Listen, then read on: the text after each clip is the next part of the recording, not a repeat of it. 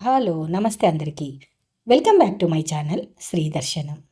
బతుకమ్మ తెలంగాణ గడ్డ మట్టిలో పుట్టిన పూల పరిమళమే మన బతుకమ్మ. అంతేకాకుండా ఆడపడుచుల హృదయాల్లో ఉప్పొంగే ఆత్మీయతకు ప్రతీక మన బతుకమ్మ.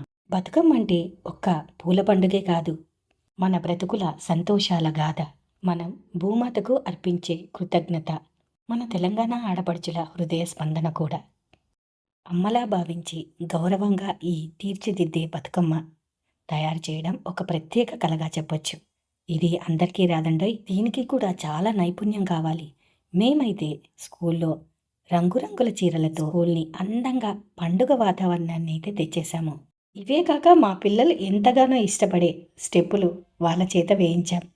చిన్న చిన్న స్టెప్పులు, ఆనందాలు, నవ్వులు. ఎంత బరువైన గుండె కూడా అలాగా దూదిపిండిలా కరిగిపోవాల్సిందే. వాళ్ళు నిజాయితీగా వేసే చిన్న స్టెప్పు, చిన్న కదలిక ఇందులో మాకు ఎంతో తృప్తిని, అలాగే హృదయానికి హత్తుకునే భావం కూడా కలుగుతుంది. మా పిల్లలు అమాయకత్వము, ఆత్మీయతతో మెరిసిపోతారు. బతుకమ్మలాగా బతుకమ్మ కూడా మమకారపు వలయంలో మెరిసిపోతుంది.